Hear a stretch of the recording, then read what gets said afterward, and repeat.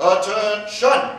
Forward march! 1, 2, 1, 2, 1, 2, 1, 2, 1, 2, 1, 2. Company, halt! Right face! Shoulder arms. Get out your rifles. We've arrived at Trenton. When I give the order, ready, aim, and fire! I had suspected the Hessians were sleeping off from their Christmas celebration. They didn't expect us to attack, and we surprised and attacked them at Trenton, defeating them without losing a single one of our soldiers. A week later, we defeated the British again at Princeton in New Jersey, forced to retreat into Pennsylvania to a place called Valley Forge.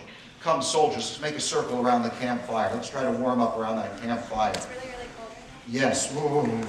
This time, there would be no counterattack because, you see, the British were on the same bank of the Delaware River as we were.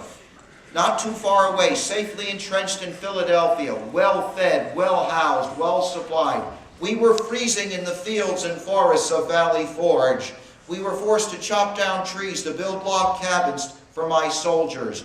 Our supplies were low. My soldiers were ragged. Disease spread through the camp, and there were times I felt I had to call upon divine guidance to give us the faith and the strength to make it through that winter.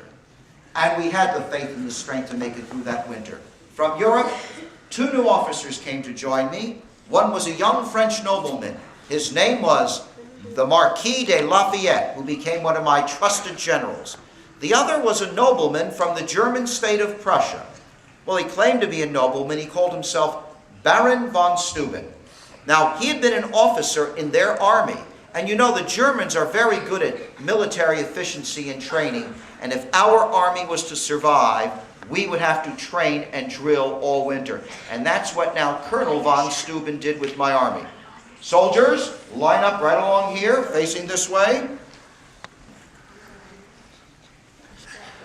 Very good. Attention. Right face. Oh, wait, we all right?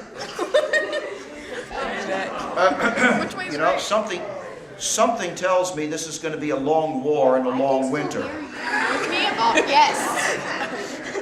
Have you met me? Meanie. Soldiers, forward march. 1, 2, 1, 2, 1, 2, 1, 2, 1, 2. Company, right face. I told you this is going to be a long war. All winter we trained and drilled until we were ready to fight the following spring. At Monmouth in New Jersey in June of 1778, we defeated the British Army, forcing them to retreat back to New York City. In the meantime, France wanted revenge for its earlier loss in the French and Indian War. So France signed a treaty of alliance with us, declared war on Britain. With the help of the French Army and Navy, we surrounded the British at Yorktown in Virginia in October of 1781. And it was there that the forces of General Cornwallis, the British commander, were forced to surrender to me.